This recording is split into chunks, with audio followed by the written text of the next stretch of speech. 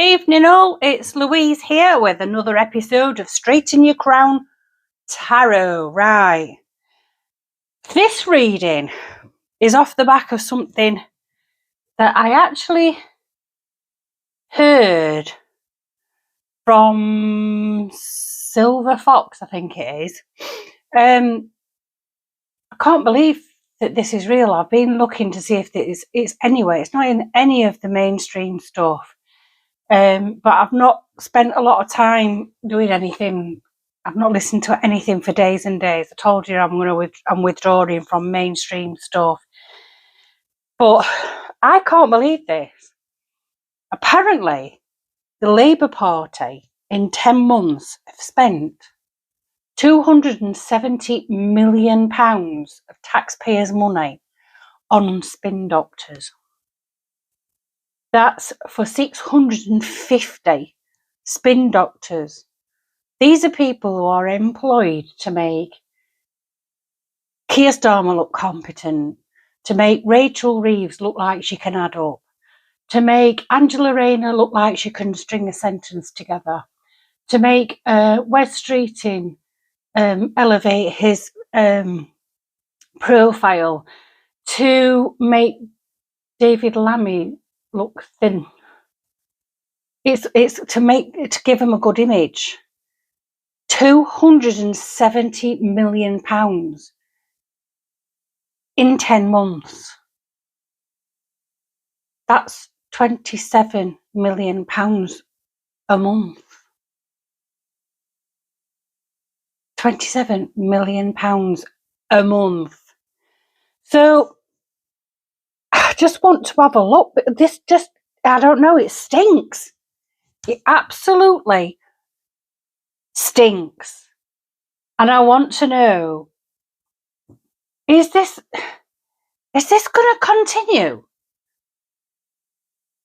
I think we might be heading for a government doge, never mind a local government doge, which is what the Reform Party are doing in the constituencies that they are in control of at council level.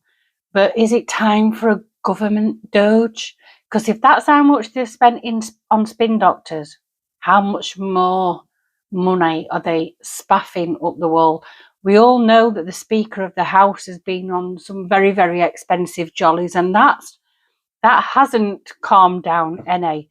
So I just want to know, are we heading for some sort of audit here? I think we might be. And the reason I'm saying that is because Richard Tice has written to the Bank of England about the way that they're doing things, and how some of the things that they've said about the Bank of England, and how, you know, they can't give concessions and all that kind of thing is not actually true. So bearing in mind, we taxpayers bailed out the banks, and we're getting nothing back from the banks. They're not paying us back from 2008. So is it time we had a government doge? So I'm going to look at the Animal Spirit Oracle by Kim Kranz first, and then I'm going to just have a look at the Light Seers Tarot by Chris Ann. So are we heading for a government doge? Department of Government Efficiency.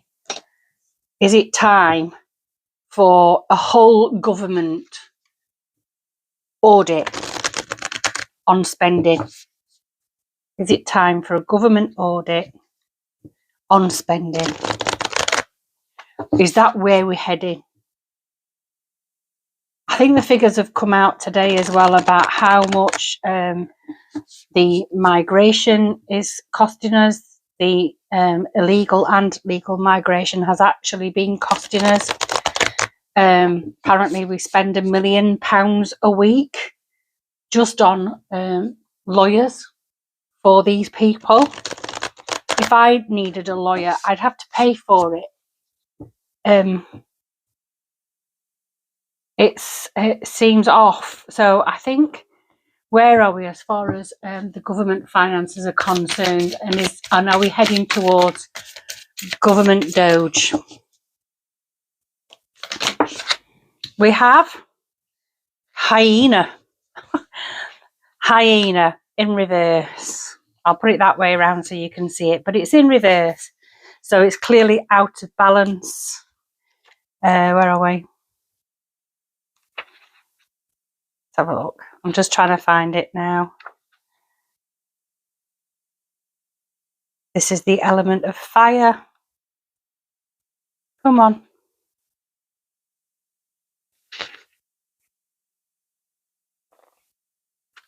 I have to just hang about while hyena.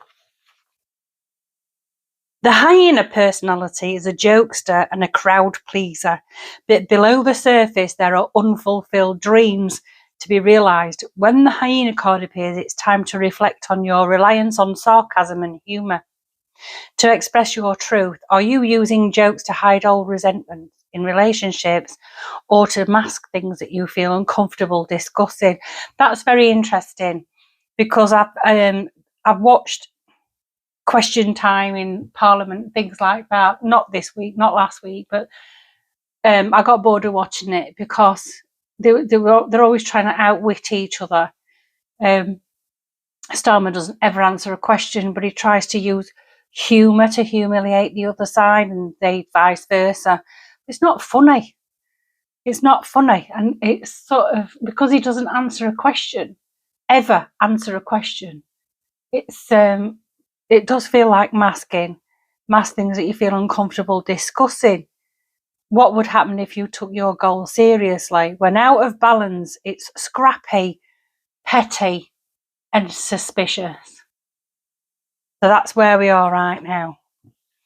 Yeah, but no, but it's not me, Gov. It weren't me, it were her. It weren't me. It's not us. It's not us. 14 years of Tory failure. That's all I ever hear from him. So there's an attitude here of masking the real problem by brushing it off. I mean, we can all see that. You don't need cards to tell you that. I think we might well be heading for a doge, and the reason, like I said, Richard Tice has written to the Bank of England. This is something that the Labour Party could have done. It's something that the Conservative Party could have done. They could have since 2008 asked for the money back that the public have spent in order to bail the banks out, and yet we're still being crucified by the banks as far as interest rates are concerned and stuff like that. So it feels like, I mean, no matter what I think of Richard Tice personally, it's a bit of a move that he's made there, because that's showing up the Labour Party for not taking proper action. It's also showing up the Conservative Party for not taking proper action. And I think if they want to be in power either side in 2029, they're going to have to get back on they're going to have to get on the ball. My feeling towards that is that I don't think many of these career politicians have actually got the experience, the knowledge to do that. And I think Richard Tice's letter to the Bank of England, they're actually leading the way and giving them ideas. I think we might be doing government doge at some point. The Reform Party are doing it, like I said, in the local areas. Once they start finding savings, I did hear that they have already found some fraud in some of the areas that they've got control of. I think once they find that, start finding savings, significant savings, I think the other two parties might follow suit. It might well go all the way to the top, and I might be totally wrong as well. First of all, we've got the Two of Swords, the Queen of Swords. So we're very much in the mental realm here. We've got Judgment.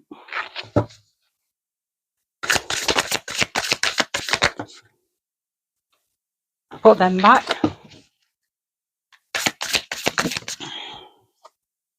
Temperance. Okay, so we've got the Two of Swords. I think where we are at the moment, I think if we're talking about this situation, and we're talking about the situation with the government right now, we've got this Two of Swords. We've got this unable to make a decision. They don't know which way to go. They're at a crossroads in a way. They've got a choice of where they need to go next. But this woman is blindfolded and she's tied up. I'm seeing these crows as the advisors, these spin doctors. These spin doctors have blindsided them into going in a certain direction. And yet, I think a lot of them know that the direction they're going in was a bit of a bold move. Now, interestingly, this woman's got tattoos on one arm, but what's really standing out to me, and I don't know whether you can see this, is this other arm. She's got these lines across her arm. It looks like self-harm to me. I think what's happening right now is the Labour Party is actively self-harming. Because they're listening to the advisors that might be paid. I think I worked it out that the £270 million divided by 650 spin doctors is over £400,000 each a year. That's 4 times more than the Prime Minister, than a front bench minister earns. So we're hemorrhaging money, and it does feel like right now there's an act of self-harm on the part of this current government. And with her back to this current government is the Queen of Swords. Now, the Queen of Swords is a very practical person, very, very able to be diplomatic, see things from both sides of an argument.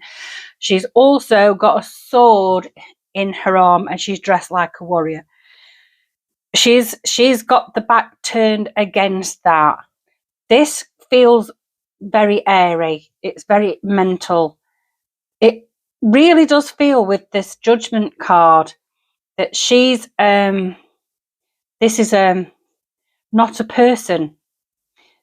This is an institution or a group of people that have got this determination to reveal something. I think this is what's happening. The Labour Party are very, very tied up with this massive act of self-harm. But in the middle, we've got people working towards revealing what's been going on. We've got this action here in the middle to reveal, while they're sort of stuttering over the words and really unable to make a clear decision on anything.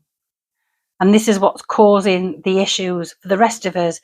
But these lines look like self-harm to me. Not on this arm, on this arm.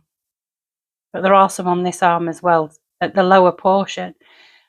I think that the Labour Party are actively self-harming.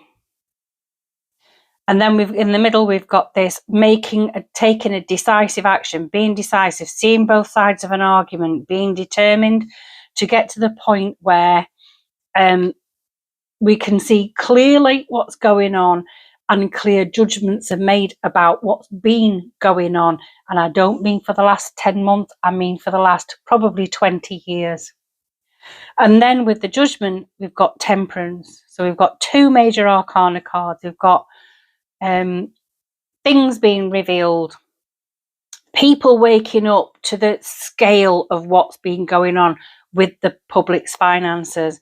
And then we've got this temperance card, trying to restore balance, bringing things to light while sort of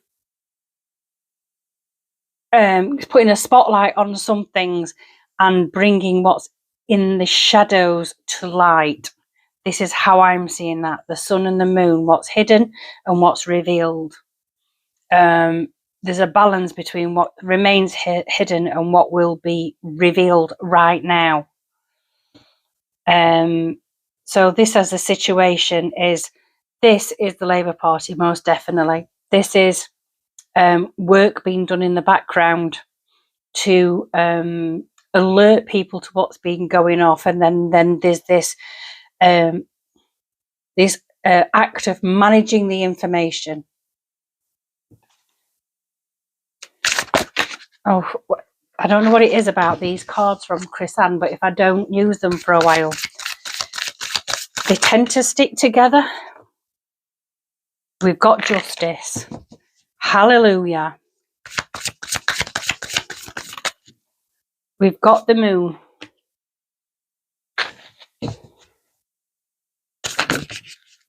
And we've got the Hierophant. Right, we've got 7 cards up, and out of the 7, 5 of them are major cards.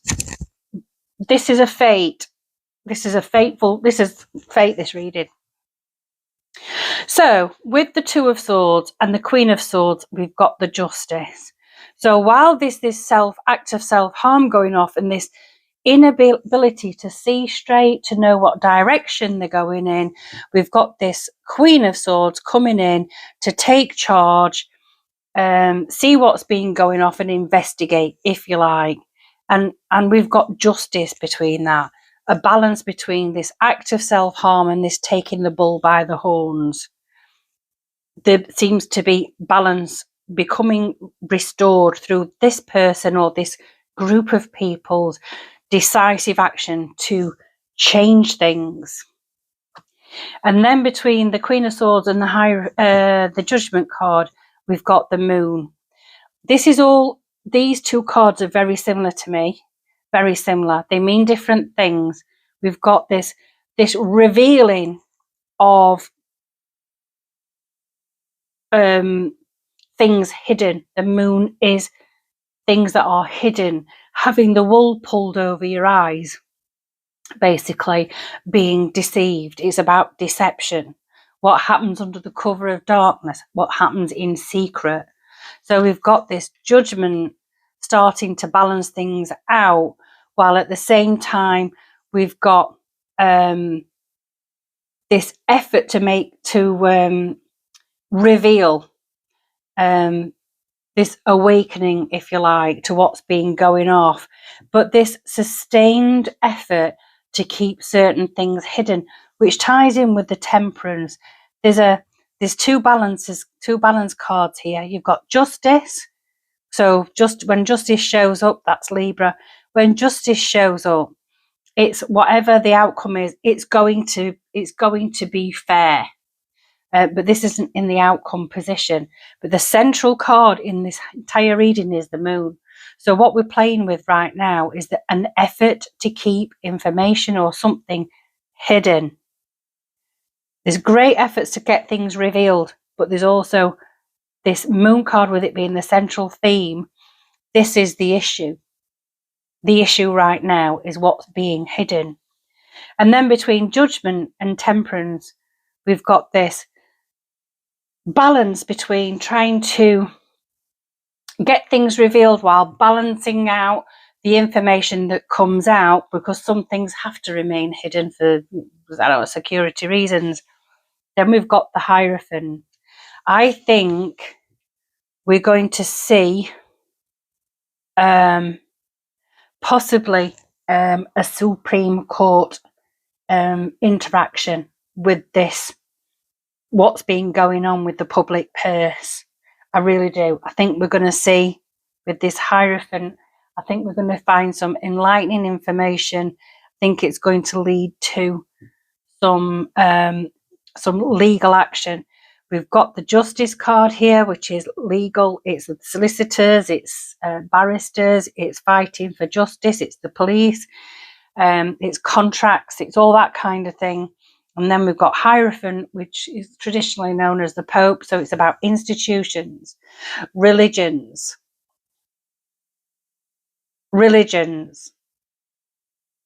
the courts, that kind of thing. Also, politicians. So we've got this desire to keep things hidden, or this effort to keep things hidden, while at the same time in the background we've got people making an effort to reveal information. You've got this effort to keep things hidden. This is quest for justice. And then you've got the Hierophant here. This mishandling of money goes right to the top. There's efforts to keep things hidden. Definitely huge efforts to keep the outcome of this investigation hidden. Because this moon card is the central theme. Who does that benefit? Well, it doesn't benefit us, does it? Then we've got the Six of Pentacles.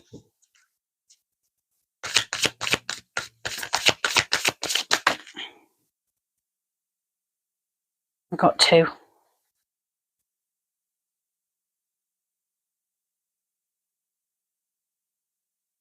None of them. Six of Pentacles. Too many. Try again, Louise. Oh, stuck together again.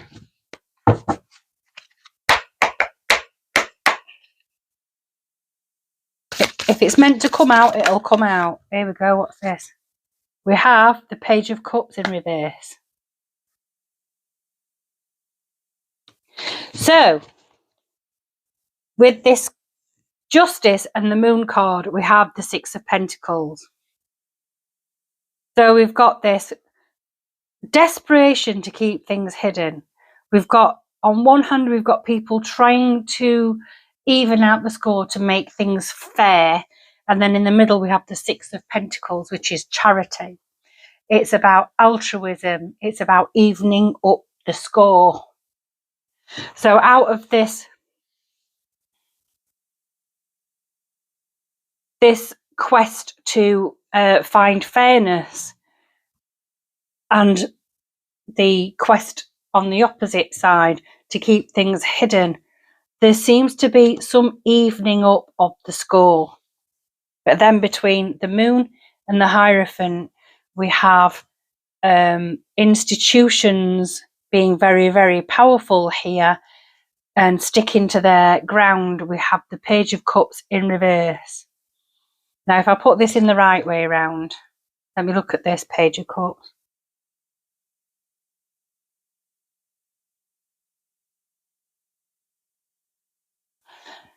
Weird, this. Don't forget, this is in reverse. This Page of Cups, all I'm seeing here is this pig, and pigs might fly. And the Page of Cups is usually, I see the Page of Cups as an apology.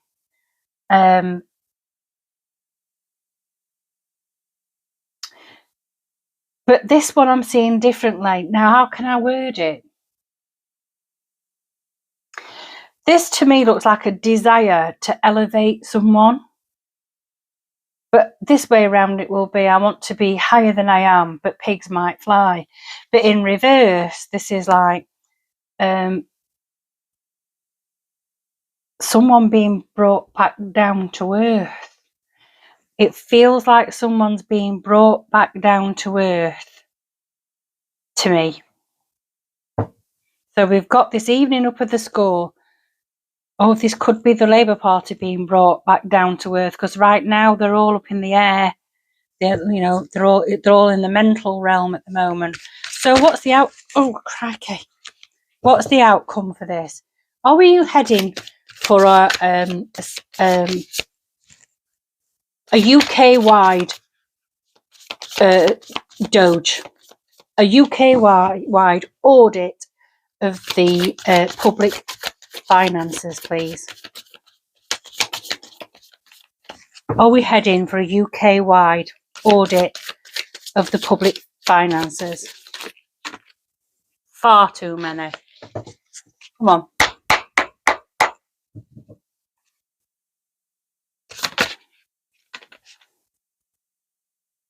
The world. The world is an end of a cycle. It's not over till the fat lady sings. This is You've got through your journey between the Fool and the end of the journey, the world, and you've completed a cycle.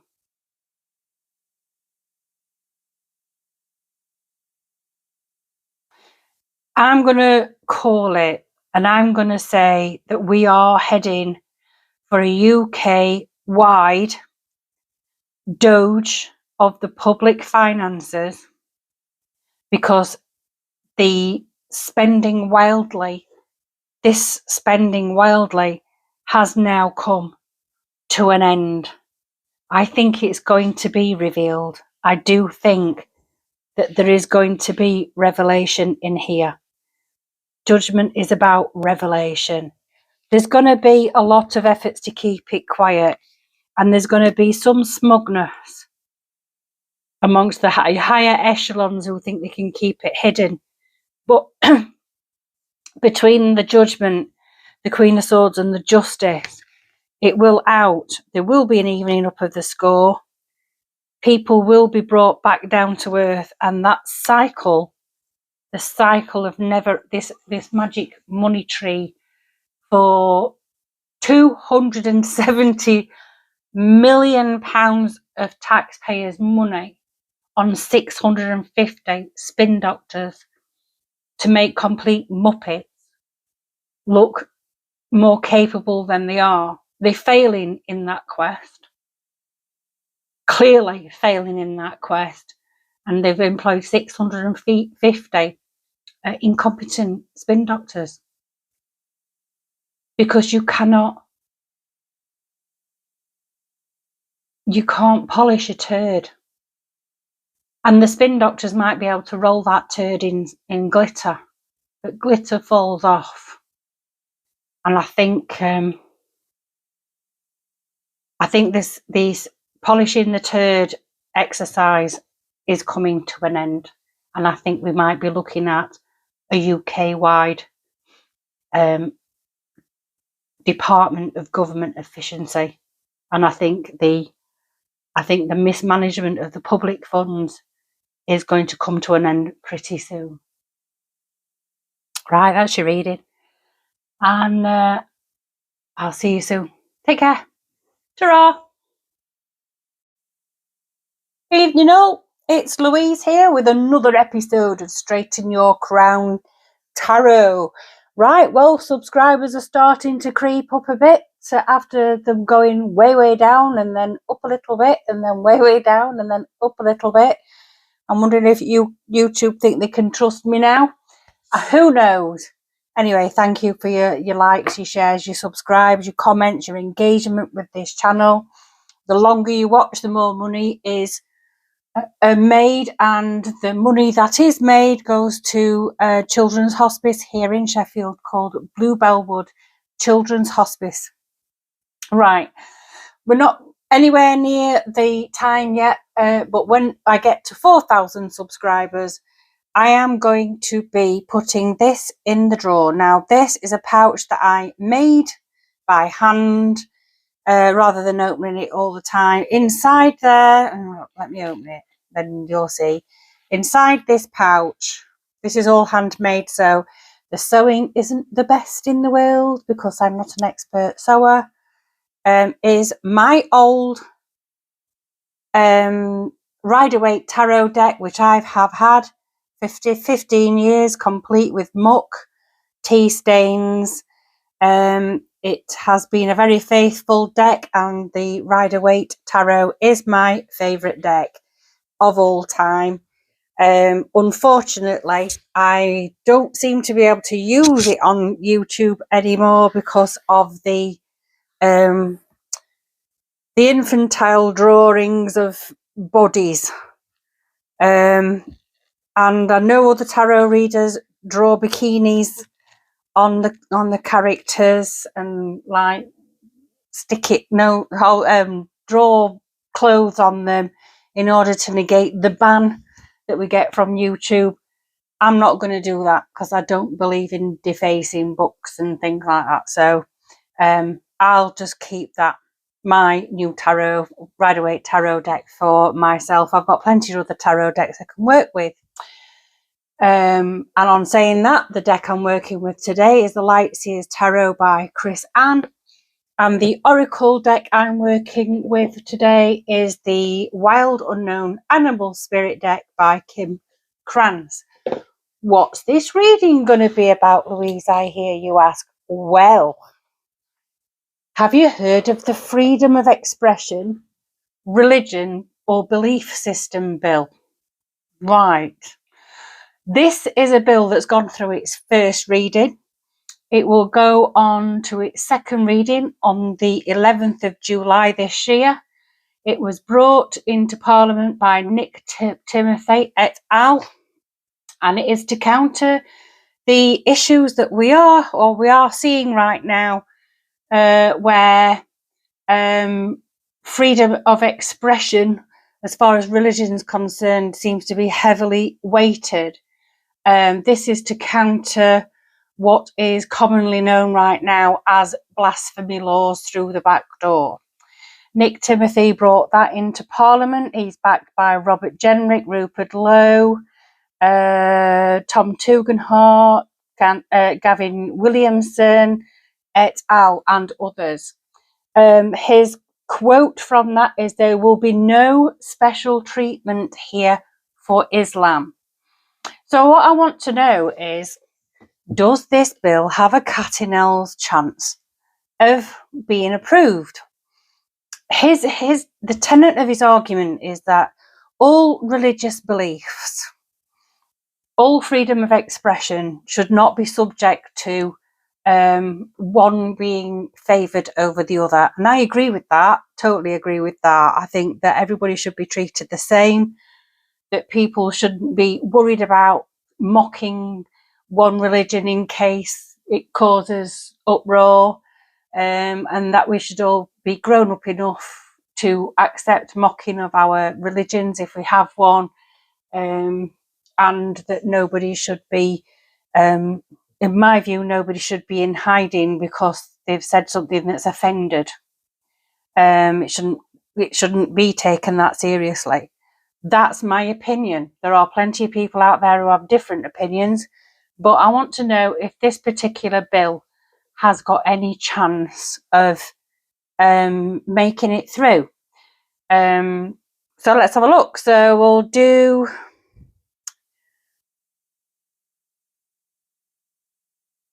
an oracle first.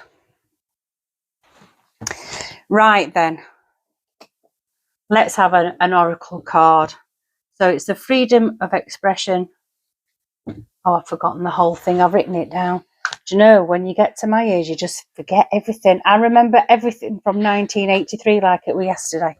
But I can say something and then 2 minutes later I can forget what I said. The Freedom of Expression, Religion or Belief System Bill. It is to amend the Malicious Communications Act and another one which I can't remember, so that it basically guarantees that people aren't going to be going through the court for having an opinion, and that goes always, you know. So I believe there was a recent gentleman who set fire to a Quran. He was then attacked by a member of the public who was offended by that, and he was prosecuted. And basically we're told it's his own fault, and the person who attacked him did not get prosecuted. I believe that gentleman that burnt that Quran, is a Turkish gentleman, is now in hiding after receiving threats. And this freedom of expression, etc. bill is there to amend bills already in place so that this cannot keep happening. Oh, we've got hyena again, and I'm going to put that back. I'm going to put that back because we had that yesterday. I have shuffled these before I came onto camera, and if hyena is supposed to be out there, then it'll come out in the next one, I'm sure of it. If it's meant to be, it will come out. The only reason why I'm putting it back is that we had that one yesterday, and there are about 54 cards, I think there are in this deck. So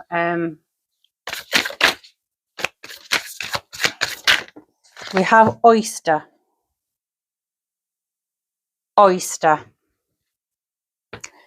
That's earth, I think.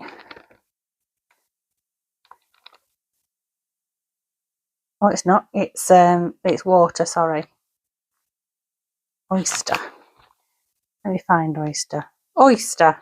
Oh, God. My grip's really bad today, so you'll just have to excuse me.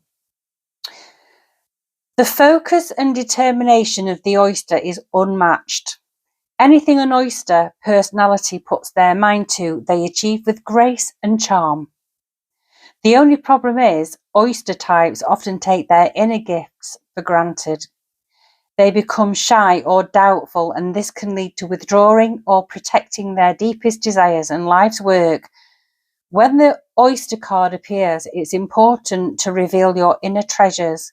What is it you've been hesitant to share? The world is waiting to see. So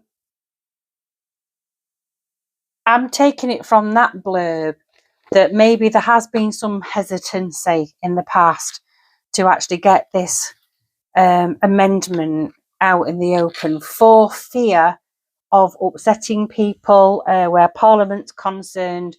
This would be votes, losing votes, that kind of thing. My feeling is that I might actually watch who votes for and who votes against it and try and correlate that against MPs on either side who have a very high population of particular religions, and see if it's that makes them vote either for or against. I know we are a secular society still. Our laws are founded on the Christian religion. I know many people don't go to church. That doesn't mean that they're not Christian or Sikh or Jewish or Muslim, whatever religion you are.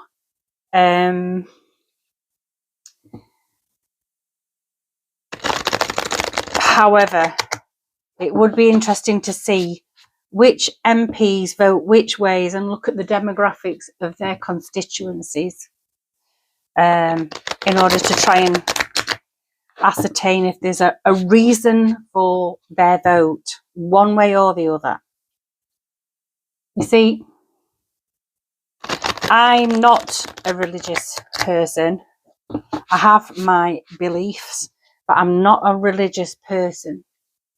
And there's one quote that will forever be burned on my brain from when I was at university.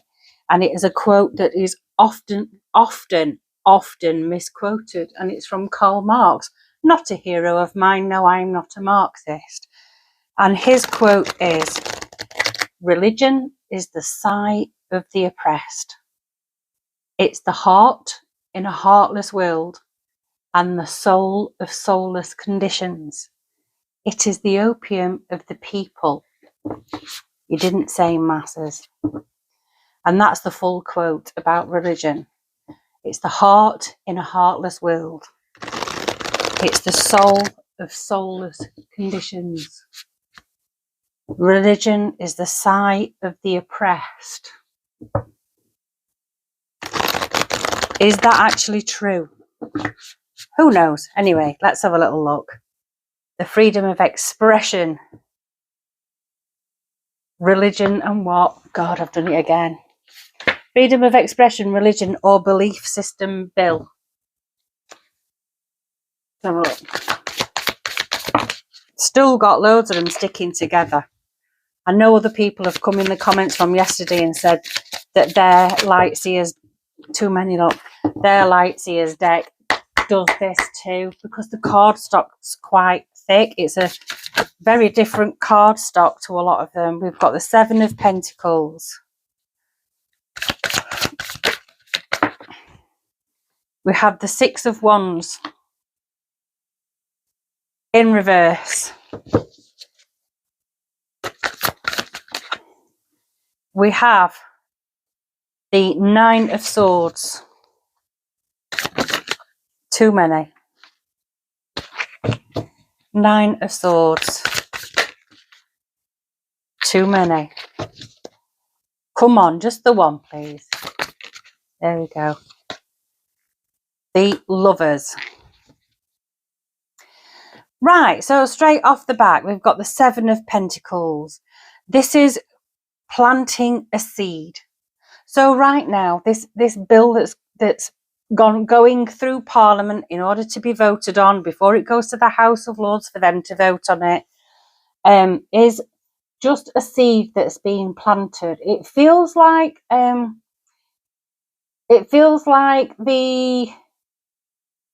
way we do things is about to turn around. It feels like how can I put it? It feels like the system as it's been for so long has now had no choice but to turn around, and it's not quite so far right or extremist to actually say something about.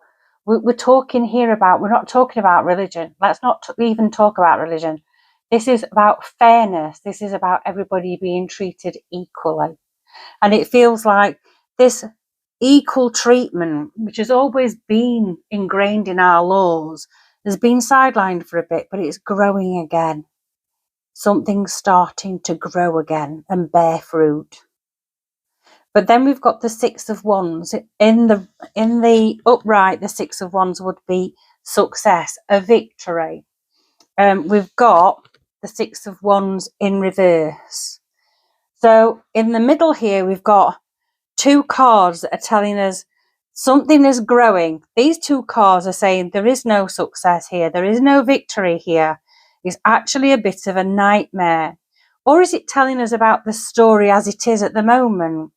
This is new idea about equality, fair treatment, equality of treatment for all, regardless of who you are, your background, etc., which is what is in the tenets of our laws. It's fundamental to the way we've been brought up, that everybody's got fair crack at the whip. It's not been happening, but there's this fear in the middle of us not getting back to equilibrium.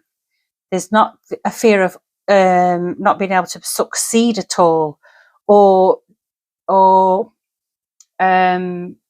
complete the challenge, if you like, in a successful way. And then this nightmare card, the Nine of Swords, the anxiety, the worry and keeping up at night. This could have something to do with the new prevent line that they've stuck in that says we're no longer far right anymore for having views about the levels of immigration into the country and the lack of integration. Because if you say something along those lines, that would mean that you are an extremist, so terrorist, and should be on the prevent watch list, which we're looking at about 70% of the British population here. And we're not just talking white British here, we're talking people of all ethnicities, all backgrounds. I'm not talking about white British versus Muslim, Sikh, Caribbean, African people. I'm talking about all ethnicities. All ethnicities can see that there's unfairness going on in this country. And it feels like there is this fear of a lack of success, not being able to get on in life. It feels like this feels like a handicap, and possibly we are handicapped in a way because the success scale is weighted, but it's not weighted evenly. But something's brewing, something's growing, a new shoot's growing, a new dawn, if you like. And then at the end of this row, we've got the Lovers. So we're talking about an agreement. We're talking about a partnership here. It feels like this new push to restore the balance from this imbalanced middle is going to take partnership. And possibly we're looking at the partnership between Conservative MPs, and then there's Rupert Lowe, who's out there as an independent. I don't know who the others are. I can tell you some of the names. I didn't get them all quite. And I don't know who they all, what parties they all represent. But we've got Nick Timothy, who I believe is Tory. Robert Jenrick, who I believe is Tory. Rupert Lowe, independent. John Cooper, I don't know. Luke Evans, I don't know. Luke Holden, I don't know. Tom Tugendhat, he's a Tory. Gavin Williamson, Tory. Richard Holden, no idea. They're possibly all Tories, but it does feel like there's a cross-party consensus, I would say, with this proposal to amend the Malicious Communications Act and something else. So the thing is, if they manage to amend this Malicious Communications Act, then all these people who've been branded far right, extremists, racists, hooligans, all that kind of thing, many of these people would no longer fit that criteria if we were able to have freedom of expression, basically the freedom to offend, which is what freedom of expression is. So we have the Five of Swords in reverse.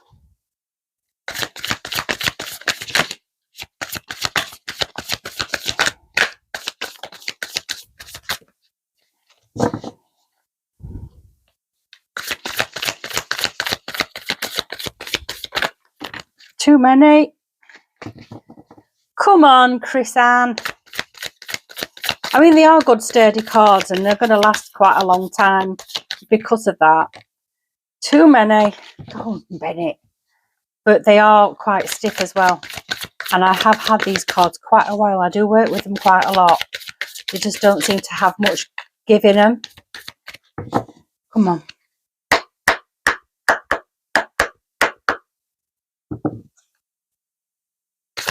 There we go.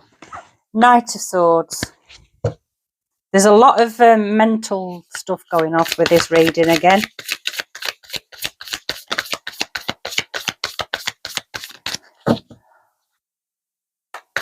Hey, Temperance. We had this one yesterday. So, with this Seven of Pentacles, we've got the Seven of Pentacles growing something, not very successful from off the bat. And then we've got the Five of Swords in reverse. Fives are challengers. Swords are about the mental realm. Five of Swords is about walking away from battle a little bit smug normally. You need to watch your step. But it feels like in the upright, this person's coming off the battlefield a little bit worse for wear. In reverse, this is this might well be a battle that goes on for a little bit longer than you think it's going to go on for. And then between the Six of Wands and the Nine of Swords, so this bit in the middle that's talking about a fear of not being able to move forward and get things done. A central card, central to the entire reading, is the Knight of Swords. This is right, now I'm reading this slightly differently, because if you're feeling like this could be MPs worried to vote in the way that they feel they best aligns with their, how they feel. This feels like a worry that they're going to lose the place as their MP. They're not going to be popular. They might be in trouble with the party and all that kind of thing. But there is this, this feels like a cautionary tale, this Knight of Swords. It's almost like this is a knee-jerk reaction.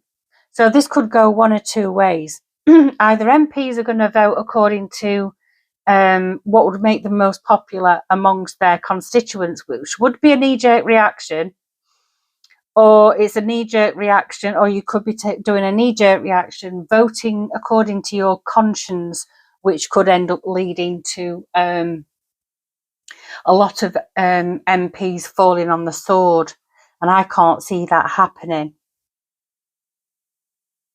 So there is a battle on that's going to be ongoing.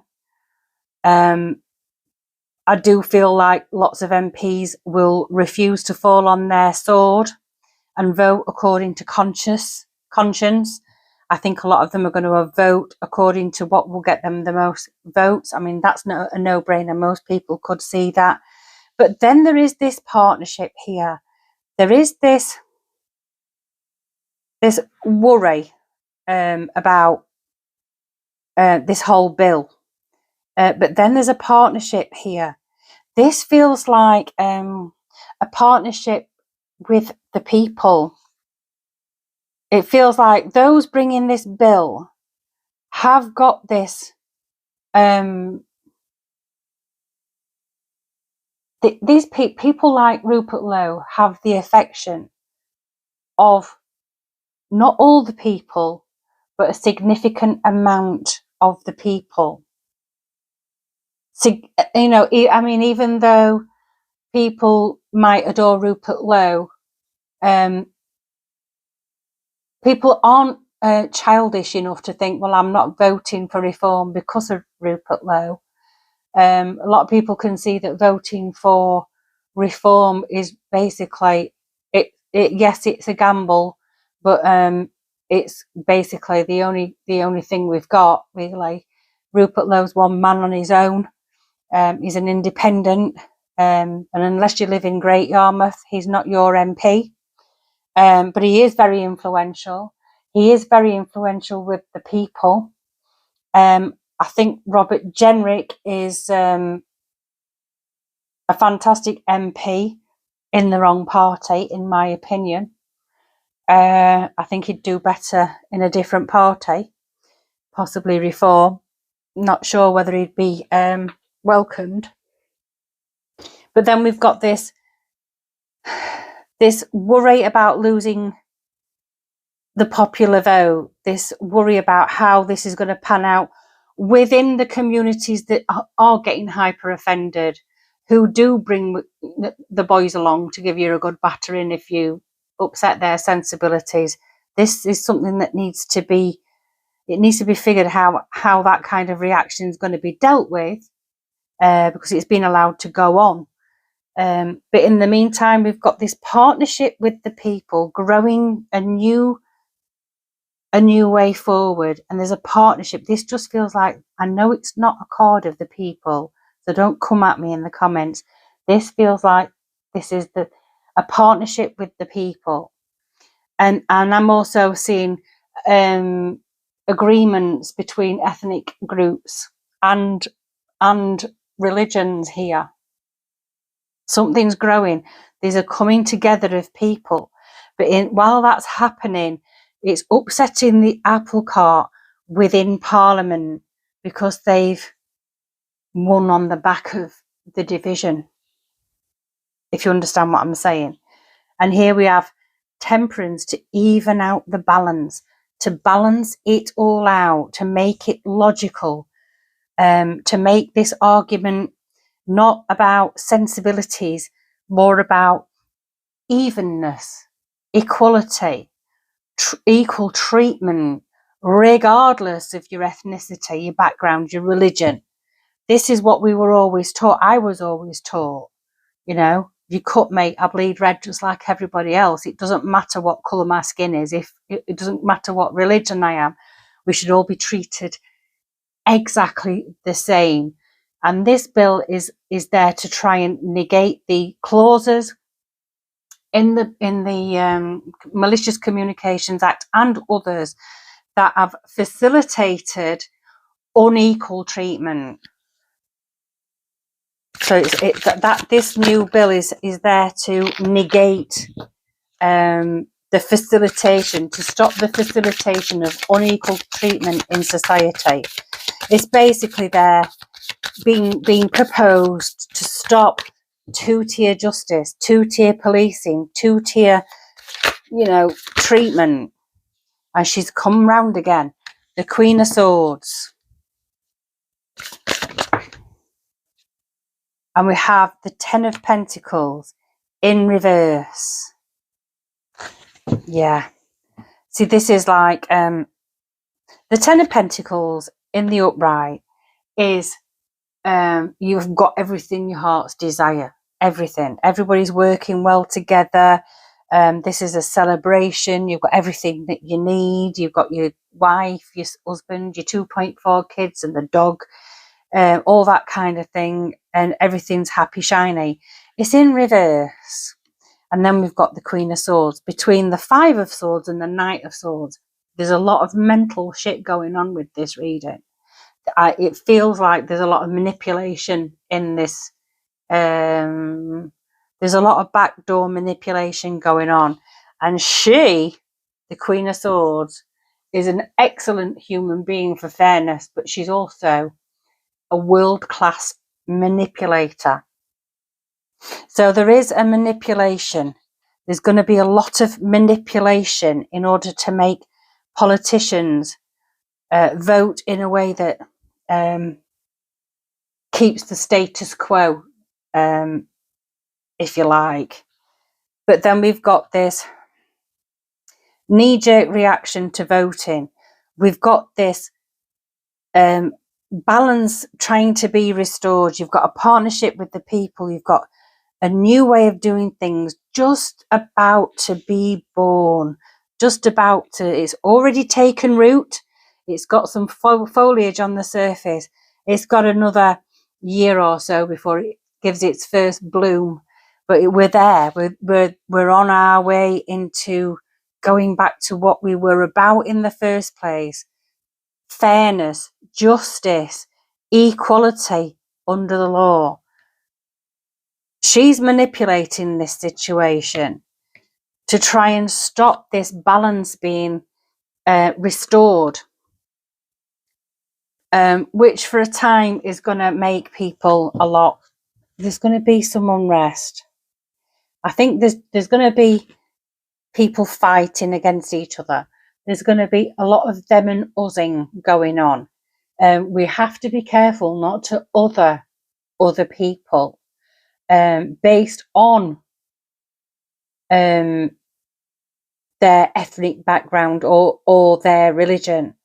But we can do that. We can voice our opinions and we can say that the law is weighted in one direction and that there is two-tier justice. We don't need to blame particular groups for that, because it's not those groups that have given that power. It's the politicians that have handed that power over. And human beings being human beings, if they are given an inch, you will take a mile. If you're handed a mile, you'll take 10 miles.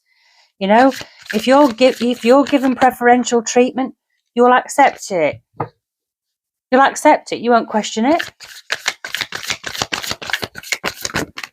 Too many again. Come on, Caroline. Just one, please. So what's the outcome of this? What's the likelihood of this bill? What's the likelihood of this bill being successful? It's going to take a while because it's got to have its second reading. 11th of July. Is it the 11th of July? Second reading is the 11th of July. And then I think it gets voted on before. I don't know whether if it's voted down, it won't go to the House of Lords. Someone can correct me in the comments. I might have got this wrong. If it's voted down, it won't go to the House of Lords. If there is a vote of yes, which, I mean, it's touch and go. then it will go off to the House of Lords for debate. So we have the Queen of Wands. The Queen of Wands is an inspirational person, someone who's quite intuitive. It looks like there's some, this particular Queen of Wands is a bit of a sorceress. I think I want another one for that, because that's not a yes or no. This is like, there's some magical thinking going on here with this bill. Stop it. There's some magical thinking going on here with this bill, definitely. But I think the MPs are going to look at the mood of the... too many. They're going to look at the mood of their constituents. They're going to look at the overall opinions. They're going to start looking at opinion polls. And then they're going to weigh that up against the demographics of their constituencies. It all depends on whether Starmer gives them a free vote. If he gives them a free vote, we might have a cat in hell's chance of actually restoring balance and fairness into the British justice system. We have the Empress. So we've got the Queen of Wands and the Empress. This is growing. She's growing. She's got the Earth. She's gestating something. There's something growing here. It feels like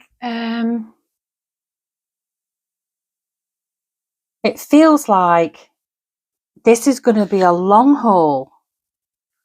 There's going to be a lot of sabotage and manipulation going off in the background.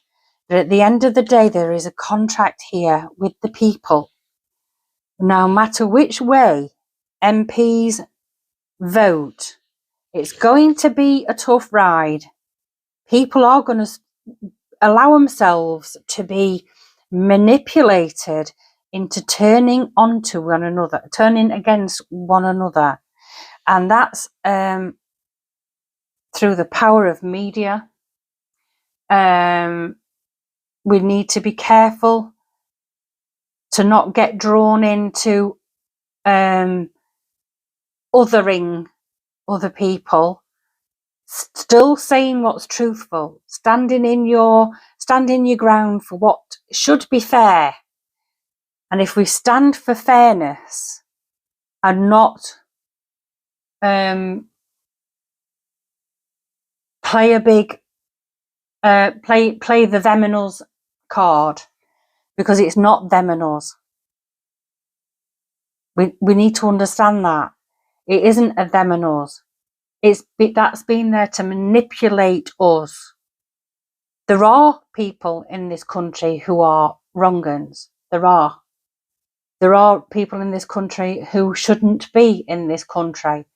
There are people who shouldn't be allowed to stay in this country. Most definitely. There are criminals who should not be taking up places in UK jails. Absolutely. But they're not, just because they're of one particular religion or one particular ethnic group doesn't make them all the same. It really doesn't.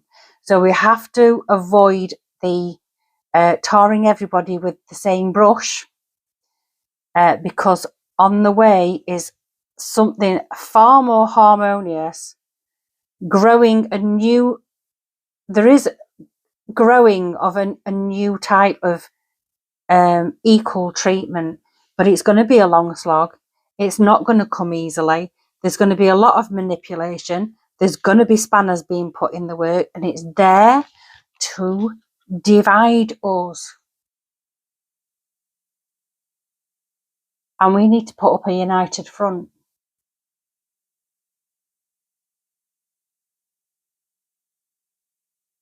We do. We need to put up a united front. We need to have conversations that we've been too frightened to have with people, because we might be considered a certain way. We have to have these conversations now. We're going to have these conversations now. We really are. We're going to have to be unafraid to say what's right. And as long as you're not picking a fight with people, as long as you're not being personal or doing this particular type of people from this particular place, or A, B, and C, and we're perfect, because none of us are perfect. If you cut us, we all bleed, as I said. So yes, there is ongoing manipulations going on with this bill. If it comes through, it's going to be very, very hard won. It's still going to be an uphill battle because we've still got manipulations in place, and we have MPs who are desperate to keep their position, and they need a particular vote in order to keep that position. But at some point, this new idea that's growing, this new let's go back to basics, this is what this is, this is what this is, let's go back to the fundamentals of what it is to live in a country called the United Kingdom, where we are the fathers of democracy, the father of democracy, the father of equality, the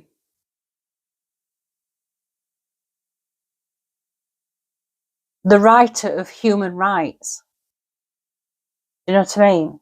It's just that we've lost our way a bit. We've gone a little bit too far on the human rights front because we've forgotten about the human rights of some people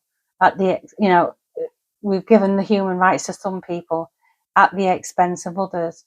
That's not their fault, but it's incorrect, and it's time to course correct.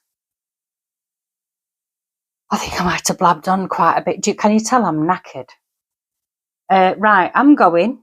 And I hope you enjoyed the reading. And if you didn't, don't tell me. No, you can do. I don't care. I won't be in the live chat tonight because I'm not very well. Well, I'm saying I'm not very well. I don't think I'm very well. I'm still waiting to find out. But I'm struggling a bit today, if you can't tell. So I'm going to have a rest tonight, watch a bit of shit on telly. So I'm off, and I'll speak to you soon. Take care. Ta-ra! Evening all, Louise here with another episode of Straighten Your Crown Tarot. Right. Where are we? Thank you for all your likes, shares, your comments. Thank you for subscribing. If you haven't subscribed, there is a little icon in the bottom left-hand corner, the crown on it. Click on that and it'll subscribe you to my channel. All proceeds from revenue from my channel goes to Bluebellwood Children's Hospice in Sheffield. And if you wish to receive this, which is a homemade pouch, and herein lies within it, my old Rider-Waite tarot deck, complete with tea stains and muck round the edges. It's a well shuffled, well loved, well taken care of deck. There are no tears in it or anything like that. If you wish to receive this, you need to be subscribed, and you need to put in the comments interested, and I'll enter your name into the draw. I'm not drawing it until the channel hits 4,000 subscribers. We are getting there very, very slowly, but we're getting there. This reading is a little bit of a diversion from what I normally do, and I normally do things that are current politics and all that kind of thing. But I know quite a while ago I did a reading on this person, and I just want to do an updated reading on him. And this is about the trial of Russell Brand. Now, Russell Brand has been accused of rape. If you don't already know that, he's been waiting quite a long time to go to trial. I think he's been in court once. I don't know what the outcome of that is. There's no clear guilty, not guilty type thing. I think he's going to a trial in the British courts. And I'm not doing a tarot reading to see if he's guilty or not guilty, if he himself is guilty or not guilty. I want to know if the British state is going to be successful in silencing him. So we have the Forest of Enchantment Tarot by Lanella Weatherstone. And we have the Wild Unknown Animal Spirit deck. This is the Oracle deck by Kim Krantz. So I want to take, what am I taking? Oracle first. For those of you who don't know, when I've got my hands over the cards and I'm deciding which I'm taking, I'm actually channeling Reiki to the cards. My subscribers who've been with me since day dot already know this. And I'm feeling for heat. I am also using kinesiology to affirm, if you like, that is the right deck to take first. So there we go. That's the explanation for the weird hand movement over the cards. Right, let's have a look. Russell Brand. Russell Brand. The Trial of Russell Brand. The Trial of Russell Brand. Another card for Russell Brand, please. What have we got for Russell Brand? We have Lizard. Lizard. That would be fire, I believe. Let's have a look. Lizard.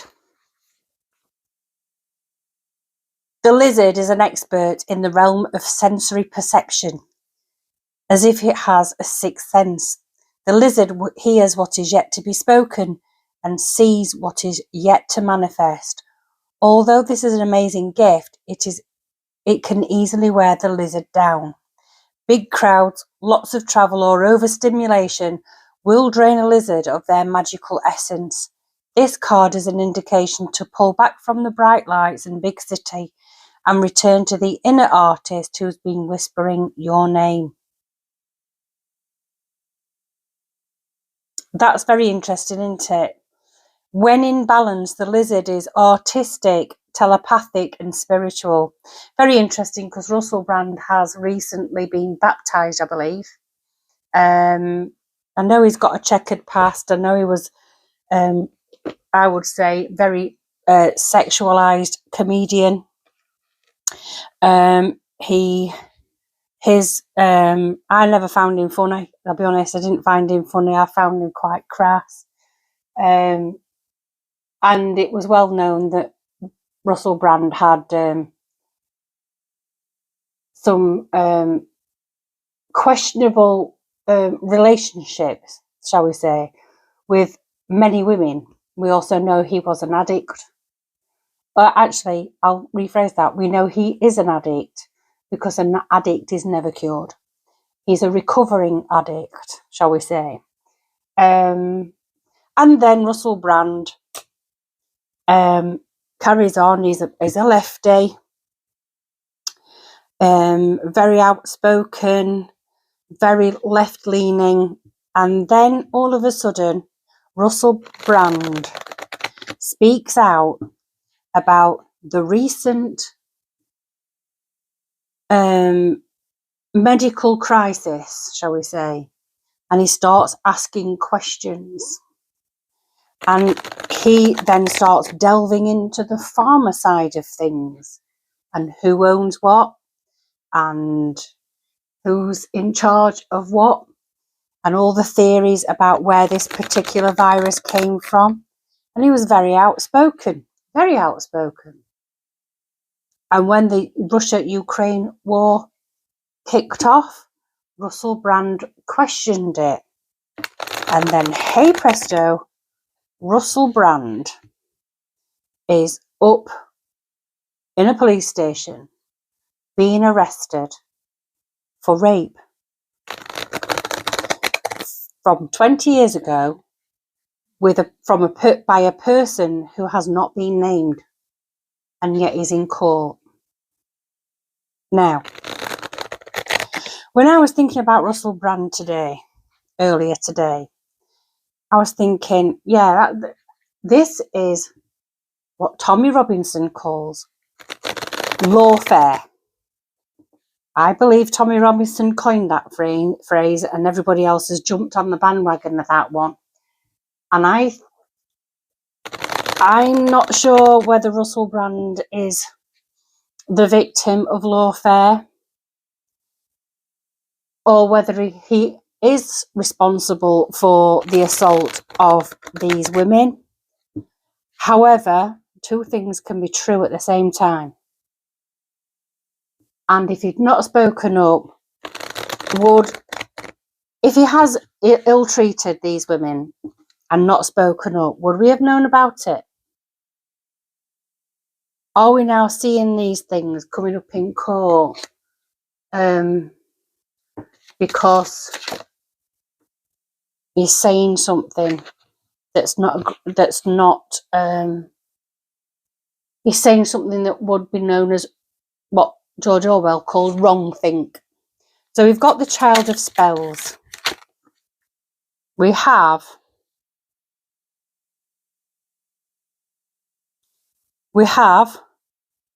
the liar, the devil.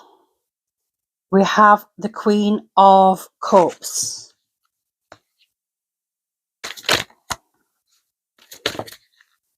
And we have the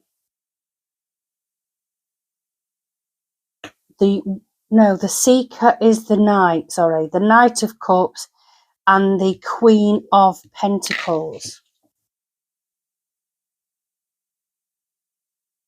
So we start off with this Child of Spells, this Page of Wands. Pages are messengers. They can be quite fiery, but they're also intuitive and inspirational. And the Lizard is being seen to be intuitive.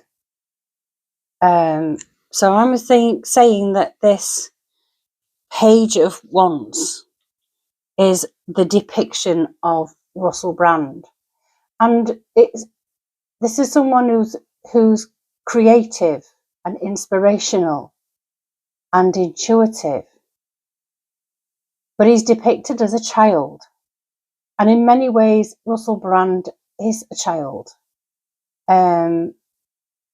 He's only really just started to grow up, because through all those years, in my view, through all those years, while he was monged out on whatever drugs and alcohol that he was monged out on, he wasn't developing as an adult. He's a very, very intelligent person. His vocabulary is, when he talks, sometimes he sounds like he's swallowed a thesaurus. And I think he was proud of the fact that he had a good command of the English language and was articulate. But this Page of Wands is constantly watching the devil. The devil is a card of addiction.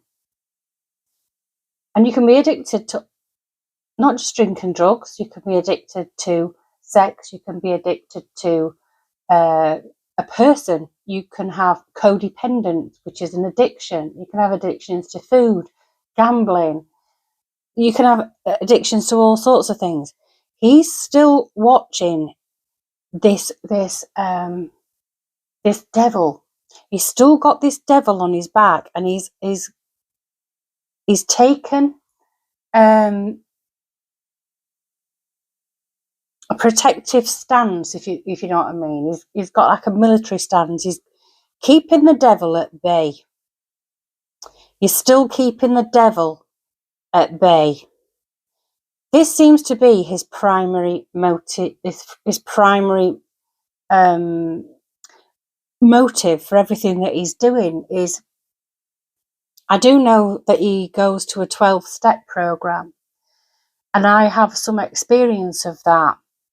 I'm not a a person that would... I've sat in these rooms, not as an addict. I've sat in these rooms as a family member. And I know that in order to keep this devil, this addiction at bay, you have to be truthful. You have to tell the truth. It's part of the 12-step program. To tell the truth, to admit when you're wrong, to apologise, to make amends, to write down everything you've ever done and go and actively seek out anybody that you've ever hurt and make amends.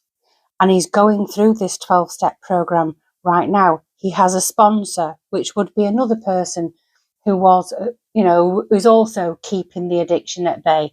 Another recovering alcoholic with a few more years under the belt of sobriety. I know something about this as a family member of someone who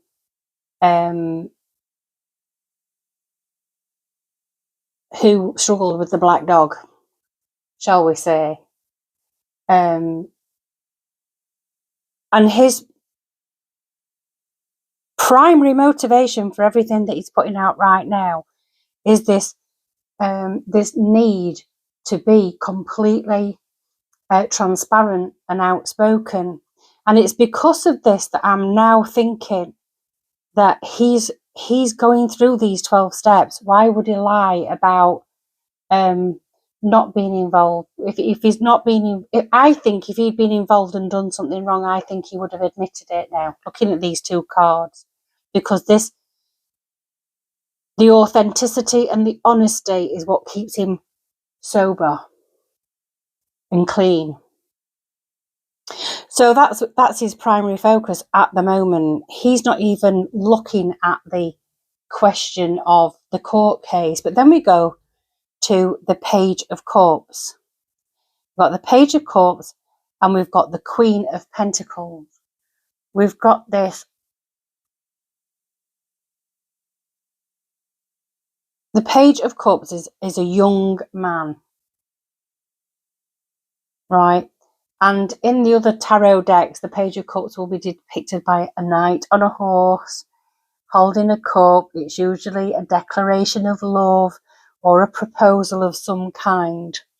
We've got this Knight of Cups on the harp, playing music to the Queen of Pentacles. Now, I don't know. I think this is his marriage, because he's this young person maturing whilst trying to keep the black dog at bay. He's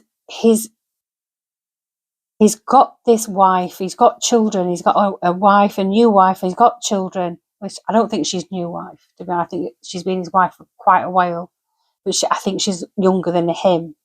But she's depicted as the mature one out of the two of them. And he's serenading her. This is how I'm seeing these cards. So he's working his way through these 12 steps. He's keeping the devil at bay. And the liar, keeping the lies at bay. He's fighting it off. He's working through a 12-step program. I think he's got a lot of people around him from the show business world, if you like, who are also members of this particular 12-step program, whether that's Alcoholics Anonymous, Narcotics Anonymous, there's Gambling Anonymous. I mean, it's all the same 12-step program. No matter what you poison, it's the same 12-step program.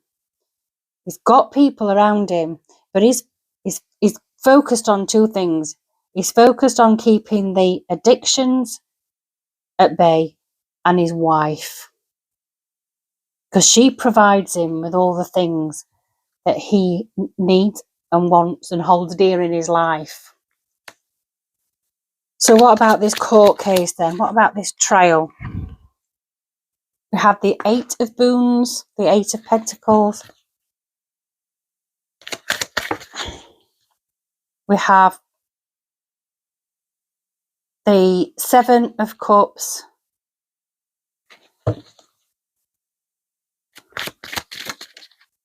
And we have The Hanged Man. Very interesting. This one's called Suspension, but it's the Hanged Man. With this Eight of Pentacles, the Eight of Pentacles is someone who has almost completed a task. So the 7 would be an apprentice, the 8 would be someone who was reaping the rewards from their efforts. So here we have Russell Brand keeping the black dog at bay, keeping his addictions at bay, keeping the liar, the devil, in check. I'm seeing that he's almost completed his 12-step program. I think he's already been around most of the people that he may have hurt in his lifetime while he was under the influence of drink and drugs, etc. And I think he's almost completed his task. He's almost completed his 12 steps. And from there, that could bring up some confusion because he's now no longer got something to work towards. So between this devil and this love of this female, he's finished his task. He's going to start to become confused. I think the devil's going to come whispering again. And it could have something to do with the pressure he's being put under with this court case. And I think this is the idea behind him going to court for rape. I think they know he's vulnerable. They know he's vulnerable. And they know it wouldn't take a hell of a lot to tip him over the edge. It doesn't take a lot. I've seen alcoholics that have been sober, clean and sober for 27 years and take that one drink and within 6 months they are dead. You know, eventually that black dog, if you don't keep him in check forever and a day, it could come up and bite you on the bum. He's almost finished his task. Slap banging in the middle, we've got Russell Brand in confusion. He doesn't know which way to turn. He's been offered a lot. You see, notice this Knight is playing a harp. There's a harp here. And he's turning away from the harp. It feels like something's pulling him away from his ideal life. And that could be the prospect of going to jail. Could be doing that. And then between him and his wife, his family, his ideal life, we've got the Hanged Man. Suspension. Well, he is in suspension because he doesn't know how this court case is going to go. But the Hanged Man can also be self-sacrifice. Can also be self-sacrifice. And to say anything further about that, I need more cards. But I think that his life isn't moving forward at the moment because everything's being put on hold. Let's see what the cards tell us. But the central card in all of this is the 7 of Visions. This confusion card. This turning away from the harp. The harp being him serenading the wife. I think there's putting some strain on the marriage. This court case is definitely putting strain on the marriage. But he will have been truthful and honest with this woman. She will have, I mean, we knew what Russell Brand was like. He didn't hide anything. He'd go on BBC and, was it BBC? Or was it Big Brother's Big Watch or whatever it was? I've seen him do that. I've had to switch it off because I didn't enjoy his humour. I found him quite crass. I didn't find him funny. I found him clever, but not funny. So between this job almost complete and the confusion, we've got the wide world. This is the World card. This is the last card in the Major Arcana. He has completed his cycle. This AA, this 12-step program type thing. He will complete this cycle. This is a complete, almost complete. This is causing confusion and this is a completion. I think he needs to try and maybe, I don't know whether he's someone else's sponsor. I don't know if he's got time for that, but maybe he needs some responsibility for somebody else who's struggling with addiction. We have the Two of Visions, the Two of Cups, partnership. He's going to complete this cycle. I think he might renew his vows. He might well renew his vows to his wife. I know there's two women on this card, but and then we've got the fairy wind, which is the Chariot. Moving on, moving forward. Right, now I get it. So I think Russell Brand, the situation right now with Russell is he's struggling with the black dog. He's working hard to keep his addiction at bay. He's focusing on his wife and his family and all the things he needs to do in order to keep a roof over their heads. As far as his 12-step program is concerned, he's almost completed that. He's going to have a bit of a wobble at some point, and he could sacrifice his marriage. This trial could sacrifice his marriage, but he is going to complete his mission, if you like. His life lesson will be complete, and he will enter or re-enter partnership. I think he's going to renew his vows with his wife, because this is the Chariot. This is moving forward with determination. I think maybe he's having a bit of a wobble because he's not sure if his wife can deal and his family are going to be able to withstand the slings and arrows, if you like. But I think they are. I think they're going to be strong. They're going to be determined to move forward. Want to know, though, is the government going to chuck Russell Brand in prison for wrong think or wrong speak even, and dress it all up as a sexual crime? We've got the Eight of Wands. Travel.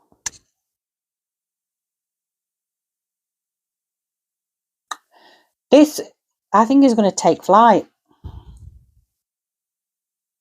I think is going to take flight. The Eight of Wands is about communication, lots of communication. It's also about travel, swiftly travel. We've got the Five of Challenges. So this is the Five of Swords. It's going to take, yeah, I think they're going to follow him wherever he goes. I think they're going to follow him, but is he going to get locked up? Then the Keeper of Spells, the King of Wands. I think he's going to take flight. I don't think he's going to take any chances. I think he's going to take flight. I think they're going to try and follow him wherever he goes, pretty much like they've done with the Tate brothers. Wherever they decide they're going to go, they're getting flipping arrested left, right and centre. I might do a reading on Andrew Tate as well. Let me know in the comments if you think that would be interesting. But he's going to hold his own. And he's going to fight fire with fire. He's going to stand his ground. He's going to stand his ground. He's not going to show any fear whatsoever. He's already looked in the eyes in the eyes of the devil with his addiction.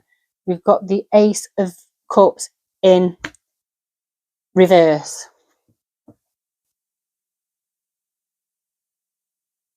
The Ace of Cups, the right way around,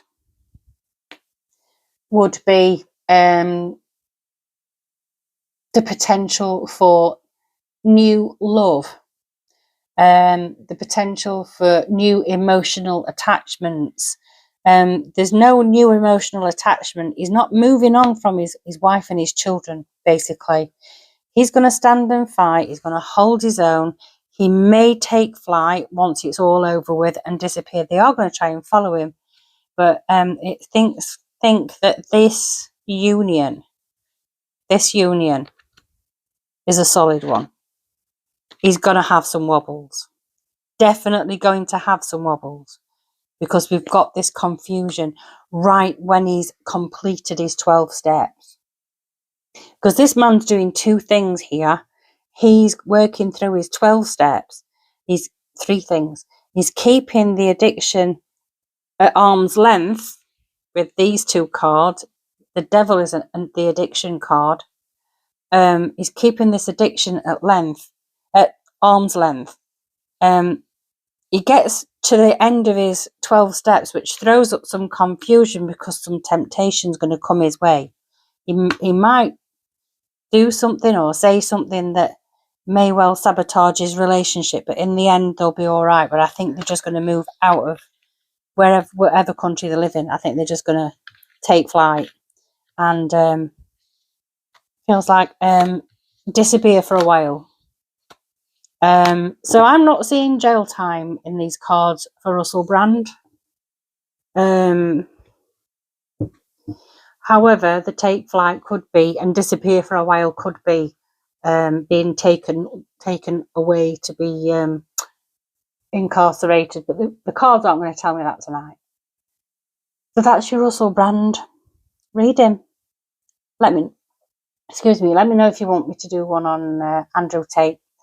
And if not, that's absolutely fine. And I'll speak to you tomorrow. Take care. Ta-ra!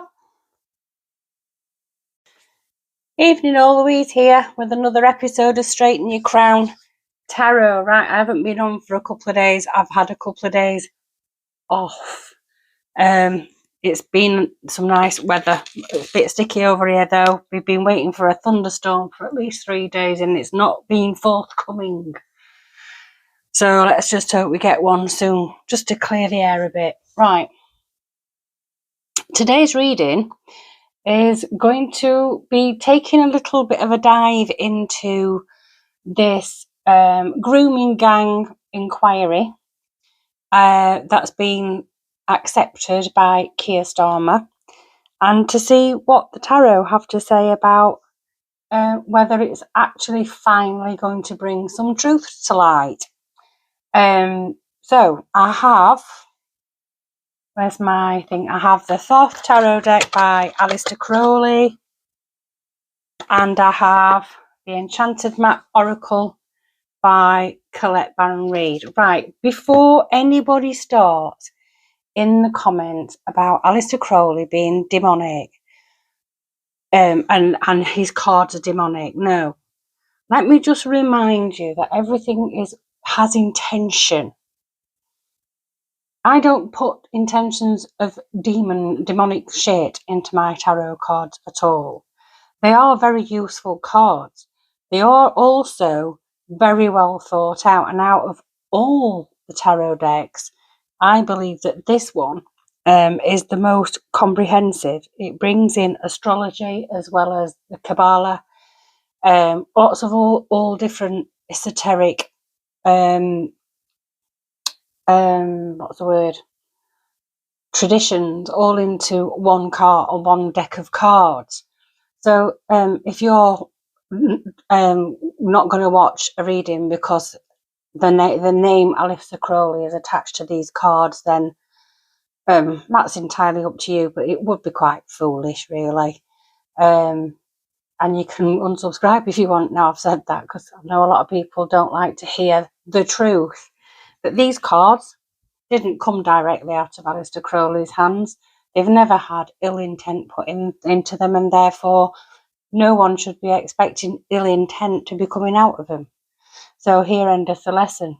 Amen. Right. So what am I going for first then? Let's have a listen. What are you going to say to me? Right, we'll have an oracle. We'll have an Enchanted Map Oracle first, just to give us some direction with this reading.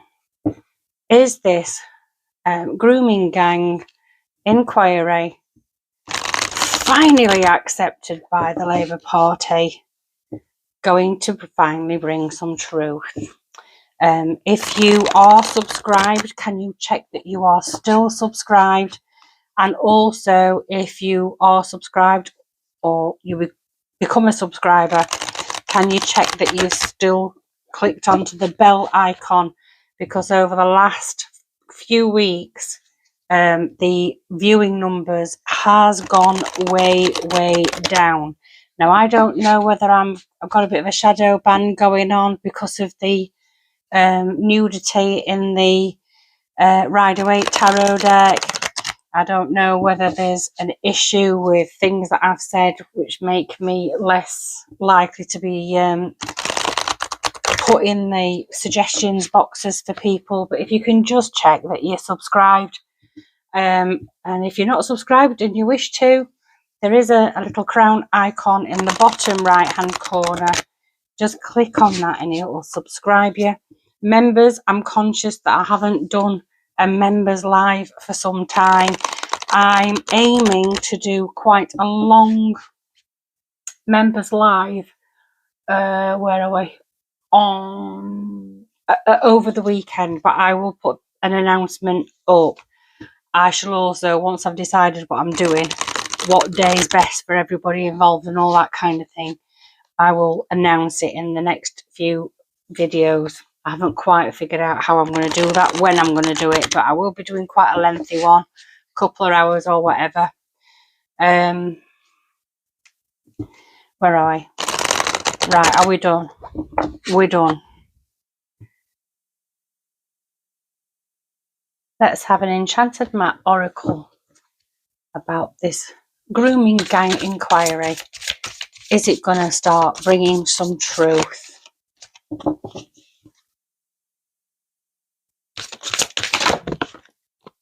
Too many. I'm not so sure. I'm hoping that Rupert Lowe, I'm sure he will, but I've not been looking at anything, but I'm hoping that Rupert Lowe's inquiry will run in tandem with that, just for checks and balances, just to ensure that there isn't any funny business going on. And I did have a very overwhelming feeling earlier today that the terms of reference for this inquiry will be decided by Keir Starmer. And if that's the case, then it's not going to be worth the paper it's written on. So we've got number 3, Wizard of Awareness. Wizard of Awareness. So where are we? Where are we? Mindfulness is about being observant and remaining neutral about what goes on in the world around you. This applies to the environment within you too.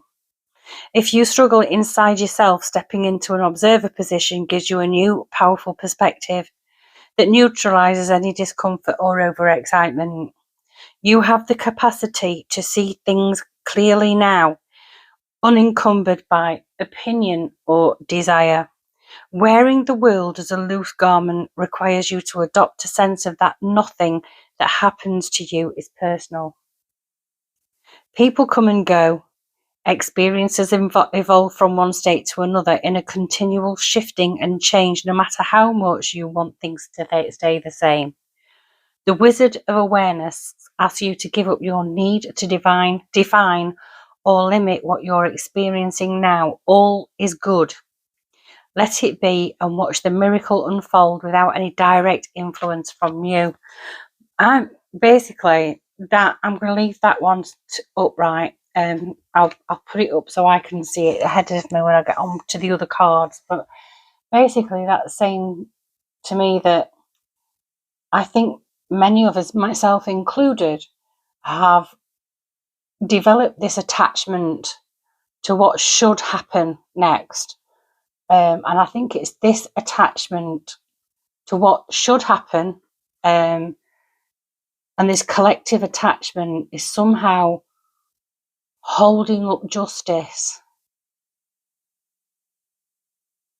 I don't, I'm just going to put that out there. It feels like the attachment to let's have things right properly. Let's get the truth out there. And we've developed an attachment to that. And that very attachment is what's holding up the machinery in setting things in motion. So we need to just, well, I need to let it go, because I've been watching this unfold for a long, long time, and actually been personally involved with some of the victims of these grooming gangs. And I could tell you stories that would make your hair curl, but I'm not going to. And it's about time it was out in the open. So, yeah, just be aware of what's going on. I think in a lot of ways we should be aware of lip service being paid, because it does feel like that. But let's see what the tarot has to say about that. So this rape gang inquiry, are we finally going to get the truth? Are we going to see how deep, are we going to get the truth of how deeply rooted this whole thing is? Are we going to find all names of people who we know are in very high positions politically? Are those names going to be outed?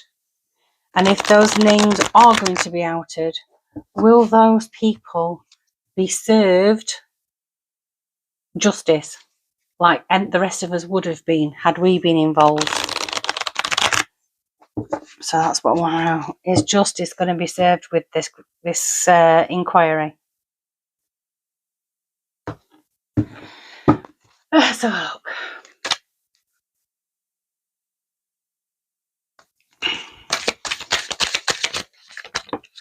We have defeat, 5 of Swords.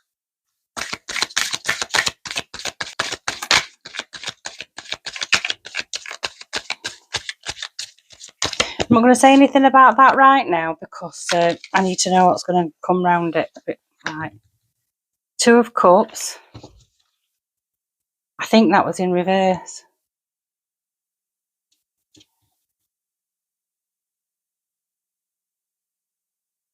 Yep. It was in reverse.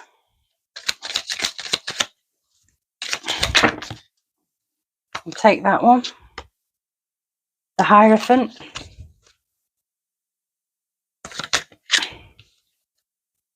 And Prudence. Right. As the situation right now, we've got this 5 of Swords. Crowley calls it defeat. It is a challenge. It is a defeat. It's mental defeatism, though, because swords are about the mental realm. So this is, Starmer has announced that he will accept that we need a grooming gang inquiry that will allow police powers, legal powers, to bring people in for questioning and things like that. He's done that because mentally he has been defeated. I think the constant chatter about the grooming gangs, I think the grooming gangs, some of the grooming gangs that have recently, I think they've recently sentenced some from Rochdale from way, way back. And I think the noise is so loud. And from what I can gather, Louise Casey has said that it should be looked into the ethnicity of the majority of these men involved in these grooming gangs. So I think he's been mentally defeated. I think he's, I think to him, this is like a game of chess. And right now he's in the checkmate position. He can't wriggle out of it. And that's the only reason he did that. Because, I mean, for a long, long time, we were saying we don't need it, we're not going to do it. And anybody who thinks we should do it are jumping on the far right bandwagon. Now, that's not the first time Keir Starmer has gone on about the far right and then done the very thing that he's been accusing other people of. I mean, the strangers, living with strangers thing, and then calling people far right for protesting on the streets. when we now know that the impetus behind those protests wasn't anything to do with the far right. So, you know, he's mentally defeated. He's been defeated. In someone's been playing a tactical game with him, and he's lost. Very much so. He has lost. And out of that, we've got this Two of Cups in reverse. So he's got no allies in this. This feels very much like damned if he does and damned if he doesn't. I'm feeling he's very much on his own here, because on the one hand, we've got people who really are pushing for this inquiry, but he's also got a lot of people around him that are pushing not to have this inquiry. Is in a damned if he does and damned if he doesn't. And if you go on, you can go online and find out which MPs voted against having a national inquiry. Interestingly enough, Jess Phillips voted against having a national inquiry. He's at checkmate. If he does this inquiry, if this inquiry is done, then a lot of very, very well-known Labour MPs are going to lose their seats, possibly even including himself. If he doesn't do the inquiry, then that's just flaming up the cover-up. There has been a cover-up. There's no two ways about it. He's between a rock and a hard place with these cards. He's had no choice. And then we've got to factor in his bloc Muslim vote. He will also lose that, or a lot of it. So he's very much at checkmate. And then with these next two cards, we've got the Hierophant and we've got the Eight of Pentacles, which is prudence. So there's very much, this feels, right, this Hierophant, I don't know why I'm getting it from this Hierophant this time around, but what I'm getting from this Hierophant is the backdoor machinery. There's something going on with this backdoor machinery so that they can come out of this with all 8 pentacles intact, if you like. Now, I don't know whether these 8 pentacles represent 8 Labour MPs, who have only just got their seats by the skin of their teeth. I don't know if there's 8. I don't know if there's 80. I've absolutely no idea, but I'm feeling that these pentacles are people, specifically 8 people, prominent people. But there's this backdoor stuff going on here. This is the establishment. It just feels like a dark card. It feels, to me right now, as I'm looking at it, I'm seeing darkness in the background, backdoor. You know when your computer is playing up and you ring up a tech person and they go, I need to get access to, I need to get your permission to go into the back entry. So, I don't know, all the shenanigans that are going off in the background that we never see. That's what this feels like. And this Emperor is holding a massive key. And what do keys do? Keys open doors. Keys open doors to people. So that's where we are, as we are right now. So what about, is this just going to be paying lip service then? With that first row of cards, I would say that feels like lip service is being paid. He's capitulated because he's had to. He's mentally defeated. But either way, he's damned if he does and he's damned if he doesn't. And it doesn't feel like he wants to do it at all. Don't forget, he was head of the CPS when a lot of this was going off, and no one apparently, I don't know whether it's absolutely certain, but I put it in my head that he prosecuted no one in that time for this stuff. No one. He said he didn't know anything about it. It didn't cross his desk. As the head of the CPS and a massive thing like rape gangs, how that didn't cross his desk, I will never know.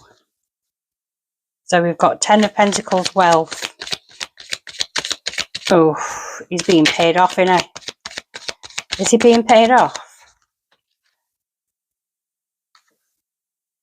The moon does not surprise me.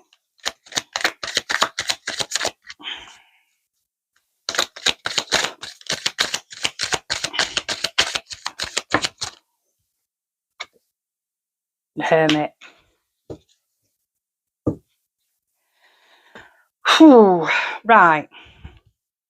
With this, five of Swords, Two of Cups, he's stuck now. He's in a checkmate position.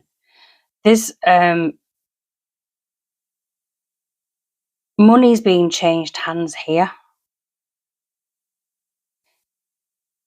And it feels like he's being paid off.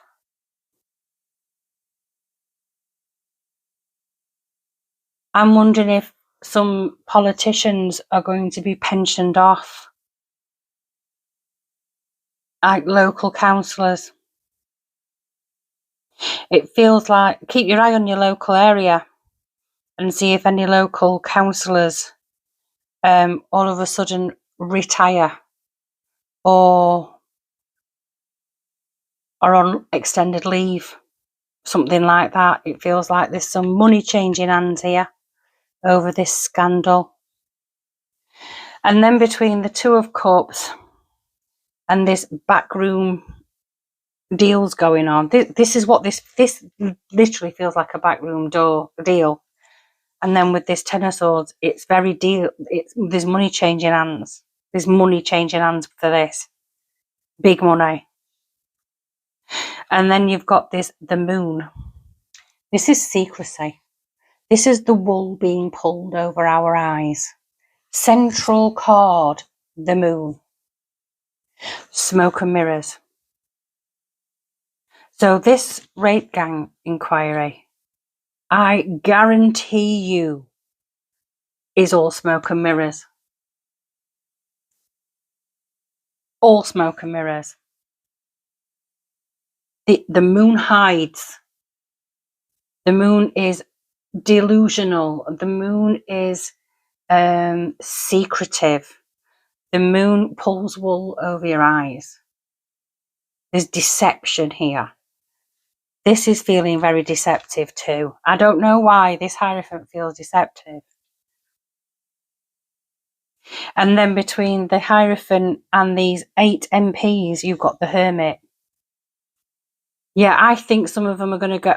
I think some of them are going to get pensioned off. They're going to get pensioned off, or they're going to move out of politics, or they're going to have some like period of sickness, long-term illness, something like that. Like, keep your eye on your local MPs, because I think some of them might be going on long-term sick anytime soon. I really do.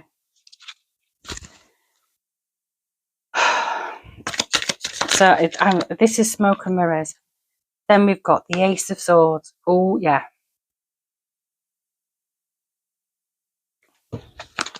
The Ace of Swords. Truth. Honesty. The potential for enlightenment. Mental clarity.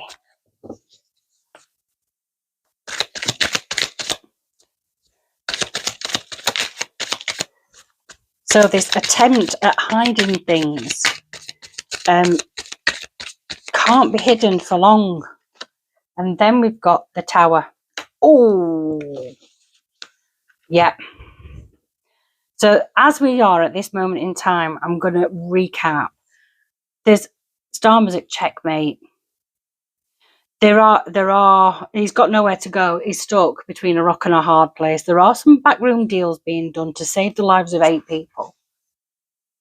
I'm actually seeing this card as people. But this Hierophant, these backroom dealings, they've got the key. This key to unlock the flourishment of these MPs. There is money changing hands. The issue at hand is being kept in the dark. Wool is being pulled over eyes. This is a deflection tactic. Something else is going on in the background. And then watch out, because we're going to see some MPs are going to go on long-term sick. Some of them might have a long-standing health issue all of a sudden, which makes them go on long-term sick. Or some councillors might end up with retiring through ill health. But there's going to be a set of councillors or MPs that are going to fade into the background because they're involved. I'm not saying they're part of the grooming gangs. I'm saying they've facilitated it. But here comes the truth. And no amount of hiding and pulling wool over the eyes is going to work this time, because the light in this sword is blinding, and the whole house of cards is going to fall down around them. There is a tower moment coming. It's all going to come crashing down. So what's the outcome? This is going to take some time.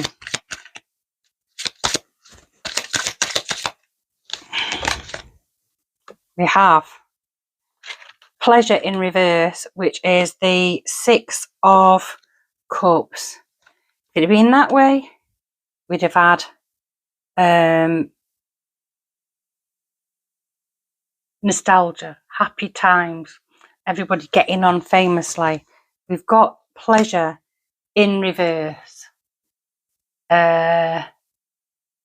Right, the 6 of Cups is about looking back on happier times, going back to childhood days. Now, if we have the 6 of Cups in reverse, going back to the good old days isn't going to be very pleasurable for the Labour Party et al. It's not just the Labour Party. There are other members of councils, and there are other members of Parliament, lots of them on all sides, that knew about this. And uncovering this is not going to be very pleasant for them. And then what's this card that flipped up? Swords. 9 of Swords. Cruelty.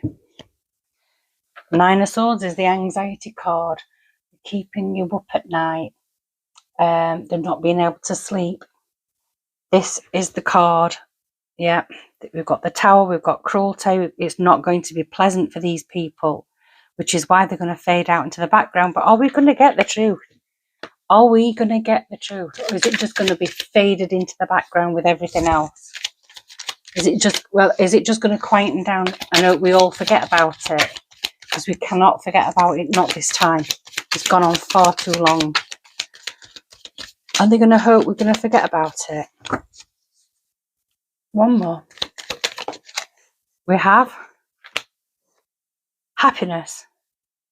The 9 of Cups. Wish fulfillment. We are going to get there. But it's going to be a twisted road. It's going to be a dark road. There's going to be several attempts at keeping things under wraps, but the truth is going to come out, and the House of Cards are going to come crashing down upon them all.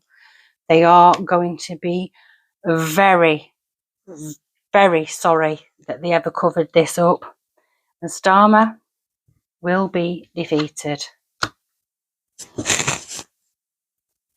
Wish fulfillment. So then we have to let go of our attachment to that outcome, because if we don't, then we pay too much attention to it. We are manifesting the outcome we don't want. We need to just go, this is what's going to happen. This has happened already. It's already done. This information is already out there. It will be already out there. We have to act like it's already out there. It's already done. And all these people that were involved through the backroom deals and the money deals will be brought to justice. They will get their comeuppance. They've already got it. Storm has already got it. He's already being mentally tortured by either his actions or his lack of action. So we're getting there. So that can be put to bed and we can all get on with our lives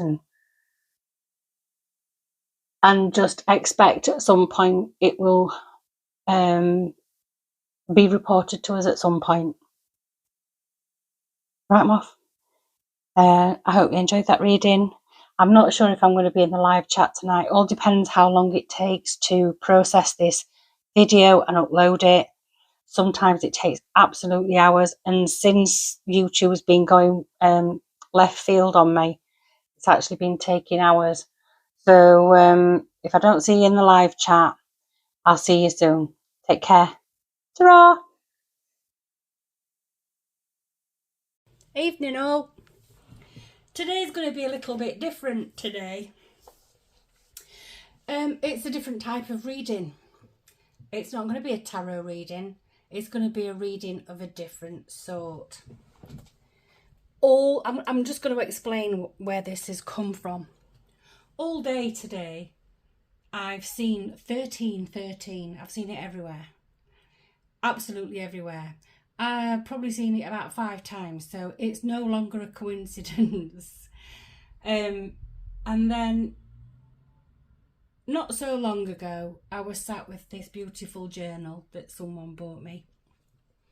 And I sat down to do some automatic writing.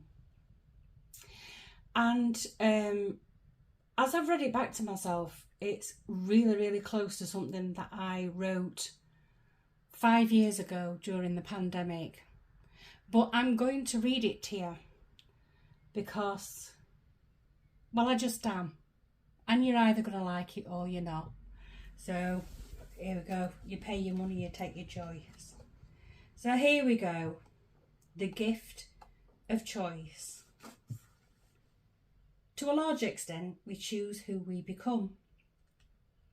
We choose what we do, who we interact with, our happiness and our despair. Most of the time, we are not aware of this.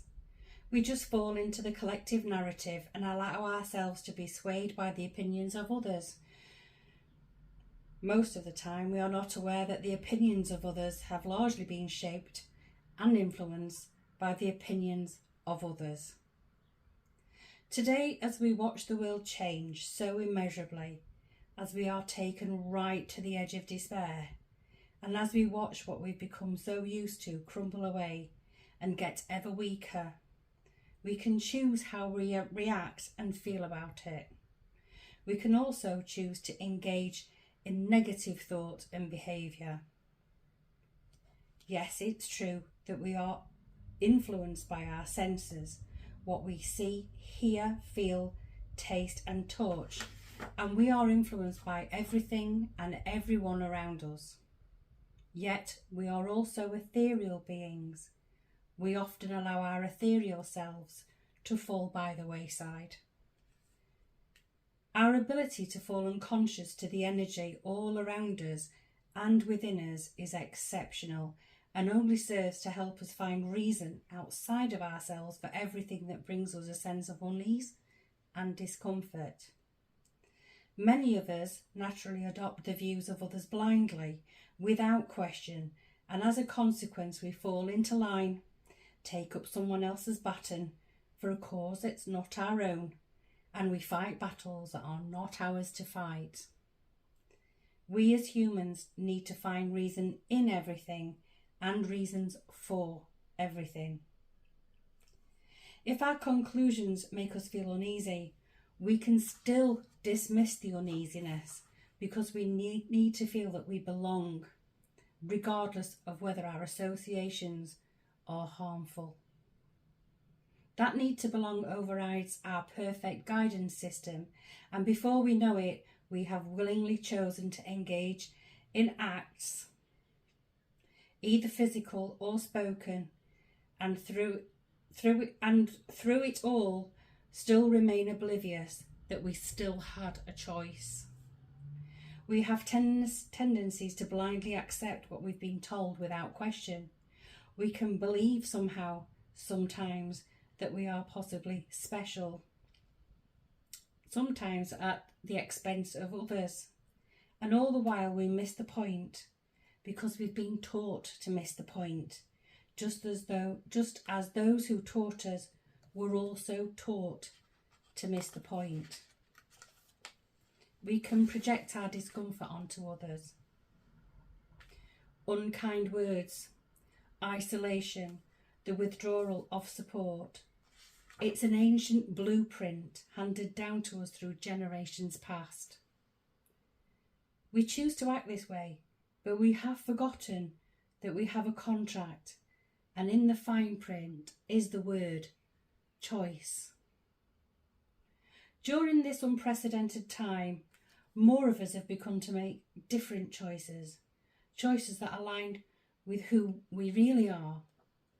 There are countless many who choose to remain where they are, those who seek to quieten, ridicule and isolate.